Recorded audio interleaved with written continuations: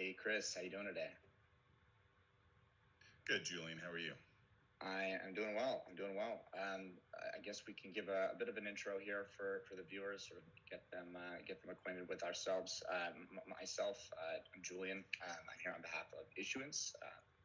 Issuance is a fintech platform enabling companies to raise capital from the general public via the Reg A securities exemption. And I'm joined by Chris Anthony, co-founder and co-CEO of apteramotors, a pretty notable electric vehicle pioneer who's doing just that.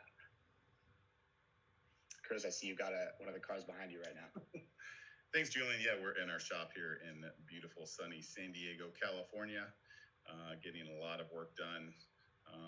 This vehicle right behind me, the white one, is called Soul, and then the one over my shoulder even further is Luna. That's how we describe our colors. We have Noir, Soul, and Luna. One's black, one's white, one's silver. That's awesome. Those are our color choices right now. But I'm Chris Anthony. I'm co-CEO of Aptera. I've got a background in finance. Came out of college and started a brokerage firm. Did a lot of direct offerings and IPO work. Took several companies public. Have had a string of my own companies. Companies that I've sold off, companies that I've taken public through traditional means. Flux Power, my lithium battery company, we took that public to the NASDAQ about 18 months ago. And now Aptera, we've embarked on a grand journey through crowdfunding to get the vehicles behind me into production. We already have over 13,000 orders for these vehicles and over 10,000 investors that have supported us through crowdfunding platforms. So I'm happy to be here and happy to discuss Aptera and our future. That's awesome. And I'm glad to have you here. Absolutely.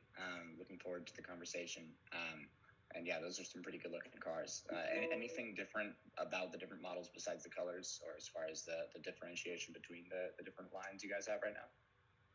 Yeah, Aptera is offering a base vehicle that is front-wheel drive that gets you 250 miles of range. It gives you free solar charging from the sun every day for $25,900. That's before federal or state incentives, of which we're seeing a lot coming down the pipe, including a $7,500 rebate from the federal government, which will hopefully be in place soon. That makes us very affordable to a lot of people, we hope. Absolutely. You can upgrade the drivetrain from just front-wheel drive to all-wheel drive. That moves you from a 5.5 second 0 to 60 time down to 3.5 second 0 to 60 time, which is just blazing fast. And you can upgrade the solar. The stock package comes with about 22 miles of solar charging capability a day. You can upgrade that to over 40 miles per day of solar charging capability. That adds the hood solar panel and the rear hatch solar panel.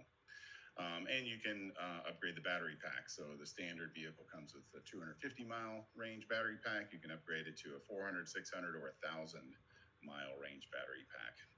And there's other niceties like a camping feature. There's a tent that goes over. You see the one behind me has the hatch open.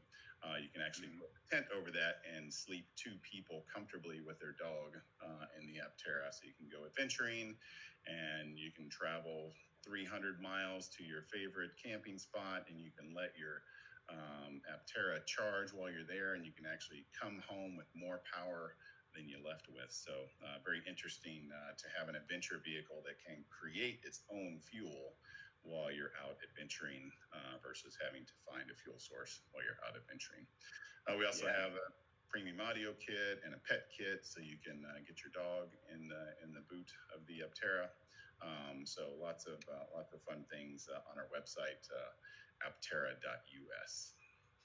Yeah, I've had a lot of fun checking out the website, and also the awesome communities of fans, and I guess some of them probably investors as well, who've taken up to following the company and pretty much supporting everything you guys do. I've really seen you've developed quite a following. What do you think has drawn so many people to be excited about the company? Yeah, we just launched our vehicle earlier this year. We have over, I think it's 120,000 social media followers now between our different channels. We have over 50,000 people on our newsletter list, which no one signs up for newsletters anymore. So I don't know how that's really possible. Amazing. I haven't signed up for a newsletter in a long time, but it's pretty amazing to see our click rates when we send out information. People really are hungry for updates, and I think it's attributable to our mission because we're a company focused on efficiency. It has such a trickle down effect, to improving the environment, to saving you money, to saving you time. There's a lot of great attributes from a vehicle platform that focuses on efficiency first versus styling or any other constraints. So, I think people see the Aptera's unique shape and they're immediately drawn to, wow, what is that? And they start asking questions. And I think we've done a great job at providing a lot of online fodder for people to go down the rabbit hole on who we are and what we're about and how we're trying to accomplish our mission. So. Yeah, absolutely. I think that's done a lot to get people really fired up. Definitely, let's see a lot of people talking about the brand these days, which is really great to see. Would you mind taking us back to the beginning? Like, where did the idea come from for Aptera? What led you to launch the company, and sort of what is the process, the story been so far? Yeah, I was a stockbroker in California doing direct public offerings and stuff. When the economy started to slow down in 2001, I found myself with some more free time. So I started wakeboarding here on San Diego Bay. And I had a former life as a competitive whitewater kayaker and had built my own kayak. So I had some experience with composite structures and hydrodynamics. With the Atlanta whitewater course creation back for the '84 Olympics, and then on to when computational tools started to take over, and you could really do analysis on that. I started a boat company because of my passion for wakeboarding, and I thought, hey, I built smaller kayaks. I could probably build a big wakeboard boat, maybe naively.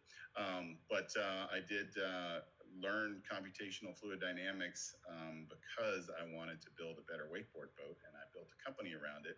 And when I started seeing what other boat companies were doing, the composite methods they were using to build their boats were terribly archaic and not environmentally friendly at all.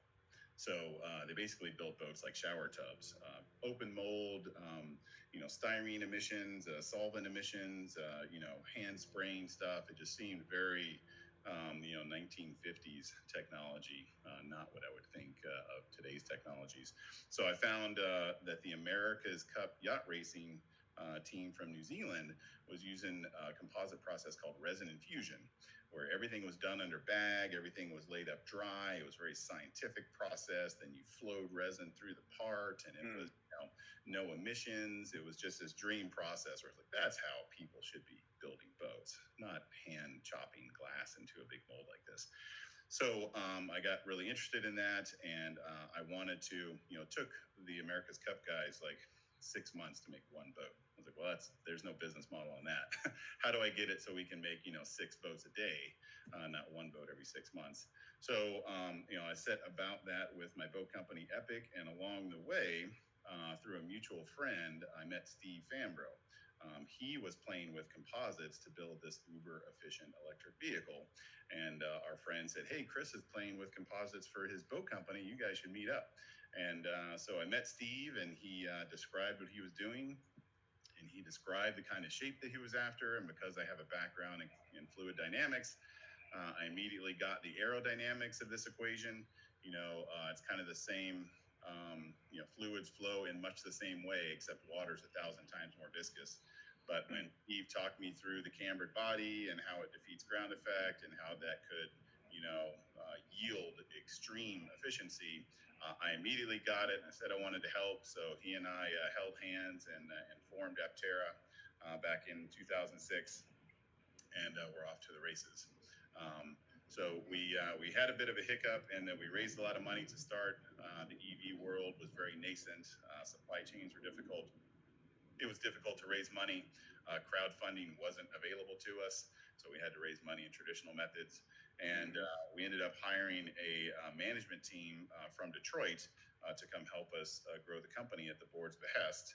And I found that things were just moving in a direction that I I didn't agree with. So I moved on to start my lithium battery company. Steve moved on to start the world's largest advanced hydroponics farm over in Abu Dhabi, and we led, a different kind of life for the last 9 years. Unfortunately, that management team that they brought in did not find success. They couldn't get a Department of Energy loan to help them into production, so the company was liquidated in 2011. And it sat fallow till a couple of years ago when Steve and I were able to reacquire it and reform the company. So luckily, under a new cap table and with a new vision and an EV supply chain that is fully formed and easier to get, batteries and high voltage connectors and high voltage AC compressors. There's a world of EV supply chain now that just wasn't available to us a decade ago. So we think it's a much better time.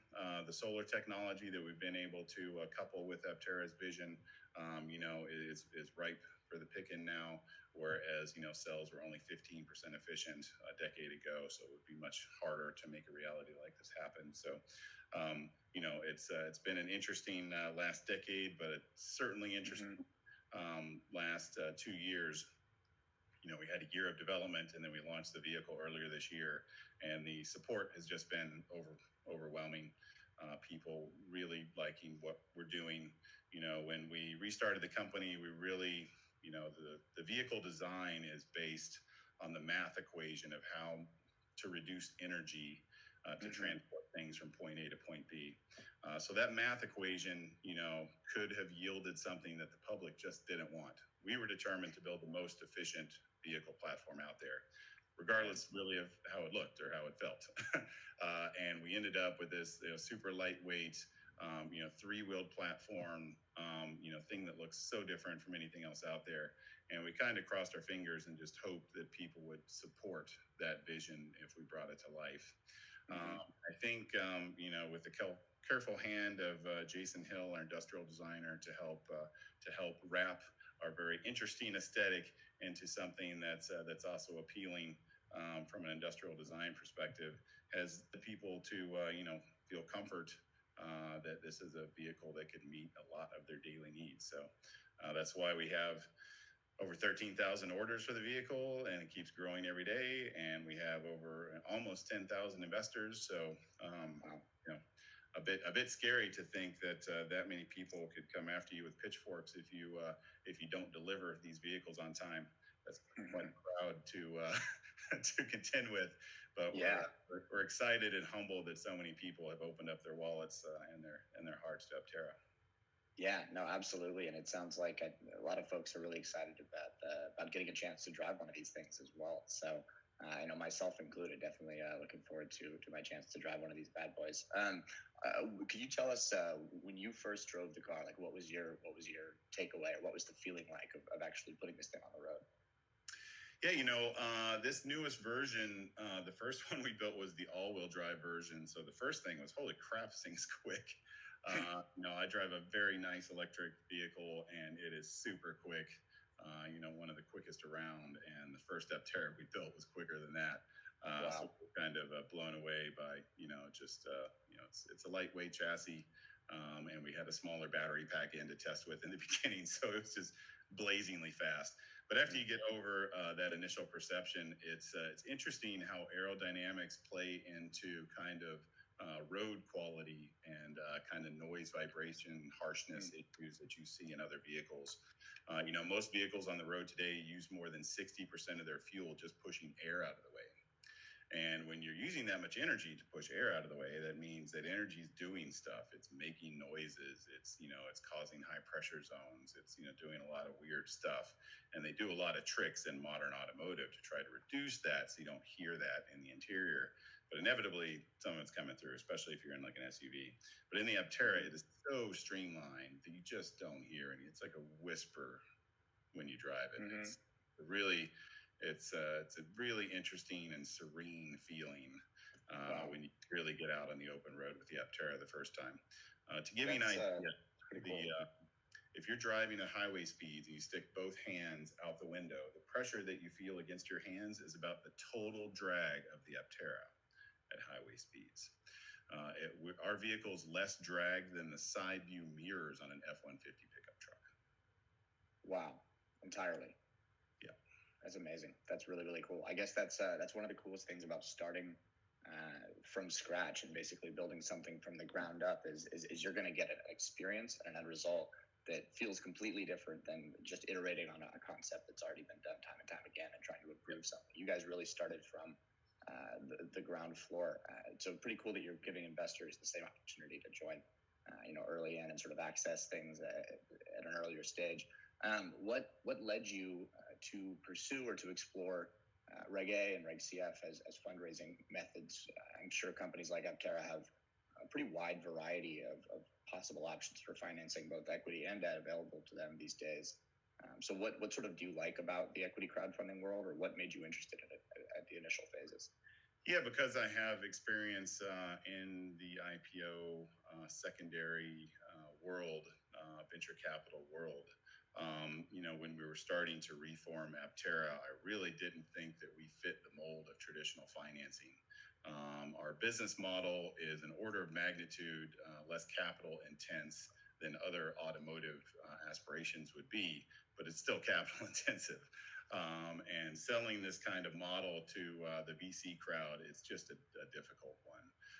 They want bigger payback, quicker, kind of the biotech build an app model is what really fits with a lot of the VC community. So if you have, an esoteric outside the box, certainly very unique product like we have, it's just a tough sell. I think we've got a lot of momentum now, but thinking back a year and a half ago, gosh, with no prototypes and no pre-orders and no following really, it's really hard to think that we could have gone the traditional route. So crowdfunding is this amazing tool that I didn't have when I started my boat company or my lithium battery company.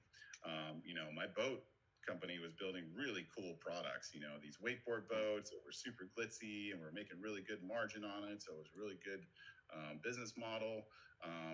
It was a sexy thing to sell, but we didn't have the ability to go to the crowd and say, this is a really cool thing that you should support. We could only go to VC. So it was all about, the profit model, and gosh, the marine industry is treacherous. It's very cyclical.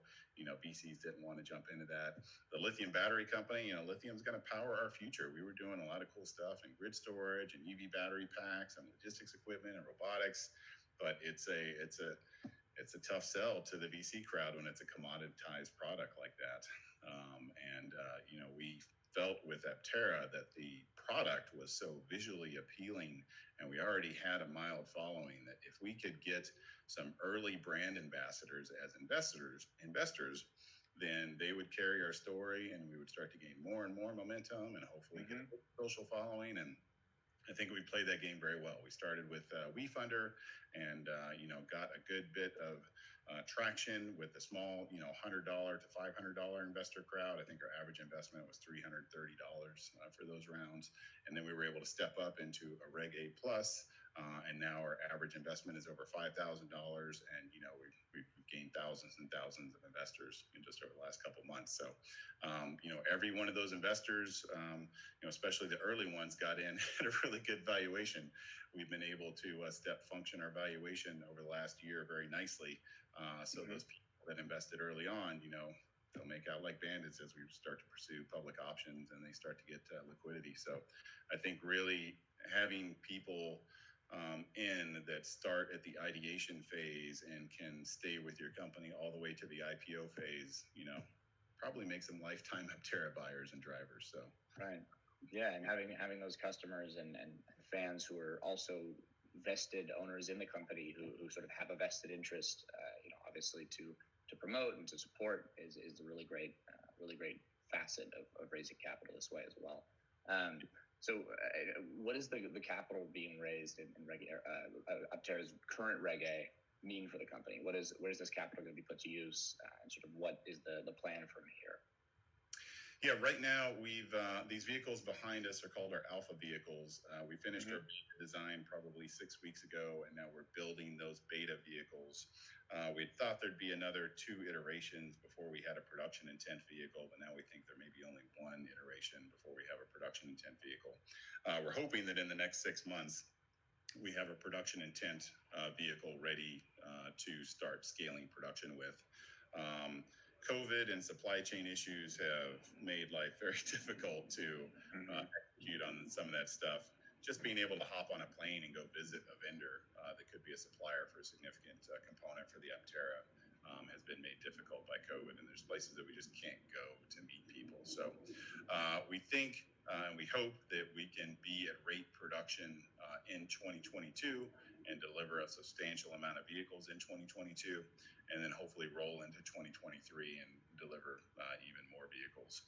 Obviously, with 13,000 vehicles already on order, and that accelerating as we become probably more tangible and we get more press and more people start to talk about our solar electric vehicle vision, it will have to scale production even more. So we have a 20,000 unit a year production plan, and we hope to kind of duplicate that plan in other parts of the country. San Diego, San Francisco, Texas, Georgia, Virginia, the UK, Norway, Australia, put kind of small production plants all over the world closer to our customers. Nice. So we can more easily service the vehicles, and so people can come see their Aptera built, and they can get kind of an ownership delivery experience from the get-go. That's awesome. Yeah, and I imagine also that distribution network, or rather the production network, could sort of serve as a way to bootstrap distribution to avoid too much carbon emissions in the actual delivery process as well. People can pick up the car near them and sort of have a point of contact with the company itself. So that's really cool. That's awesome to hear. Longer term in capital markets, having taken a company public before, what do you say sort of are the signs that it's the right time for that? And if those signs appear again, what will you be looking for to know how that process will go for your next company or for Aptera? For Aptera, we know that we have a lot of public interest, and I think the public markets are a good tool to leverage capital for future growth. It seems that the electric vehicle segment is pretty hot right now. So we think that the time for us is near term, for a public option. We think in the next 12 to 18 months, we'll have a public strategy that we've been able to execute. We're already talking to several parties on how to make that happen. It may be an S1 filing, it may be a merger, it may be a SPAC. A lot of options these days. Yeah, a lot of interesting options. With a crowd of already 10,000 investors now, I think it makes the process so much easier, and you're going to get much more visibility on the offering to start. So hopefully it's much easier to get it underwritten, or get a pipe into the offering, or whatever else we might need to make happen. So. That's awesome. That's a really good point. That's something I feel like I don't hear talked about as much with the Reg A world. Is if you are a company that's sort of at that stage and has the fundamentals necessary to undergo an IPO, let's say, having those investors baked in can serve as a benefit down the road on the next steps of that process. But honestly, I think one of the most impressive things about the Aptera Reg A story to me is just the sheer quantity of investors and how fast they piled in, right? Like how fast people came to the table. The first $20 million segment of the round, which we have kind of a rolling round with our Reg A plus, we had a marketing plan that we had aspired to start the second week of the campaign. We just kind of wanted to get underneath us the first week, and then we were going to start maybe doing some marketing the second week. We just never made it to the second week because we filled a $20 million round the first week. So it was a record, I think. It was pretty amazing to see how fast that happened. And we had private investors coming into the round, and we didn't want the dilution at the low valuation that we had there. So we wanted to basically raise the price, which means you have to amend your Reg A offering, which takes some time. So we had to shut down the offering to raise the price. But as soon as we announced that we were closing the round, we didn't just want to shut it off on people, and if they had expected it to be open for a long time. So we announced, I guess, 4 days before it was closing that it was closing, and then even more money piled in because we announced that it was closing. So it was an amazing time to see how many people had kind of pent up investment potential for us, and were willing to open their wallets. That's awesome. Yeah, I mean, I think the exciting part now is sort of with this traction and having sort of set. I presume that's kind of a record, doing $20 million in a week. I Where haven't we heard go from here? It's pretty exciting. in the reggae market do that. So I think we'll make a plaque or something maybe. Absolutely, sort of a deal trophy. But definitely very, very excited to see where things go from here. For viewers right now, if they want to learn some more about the offering, and they want to explore the deal itself and the deal terms, as well as potentially invest, where can they go to do that? Yeah, aptera.us, aptera.us. I'll get you to our website. You can learn about our vehicle. There's an investor link at the top. Just click that. Or invest.aptera.us. I'll take you right to the investment portal and get you some more information. You can review our offering circular and the deal terms, and you click on to invest, and 30 seconds later, you own a piece of Aptera. That's awesome. It's really great to be able to do that. It's really cool to see the see the impact of technology and that sort of access we're able to provide to investors. So glad to be here with you guys today, and awesome to be moving forward with this one. I see we just got a QR code up on the screen as well for people who want to scan and check out the offering. I think we're share our story. Yeah, absolutely. Well, thanks for joining me. I think we're running a little short on time. We're sort of coming up against the end of this session here. But thank you for the time, Chris. Always a pleasure. I look forward to our next conversation as well. Thanks, everybody. Enjoy the conference.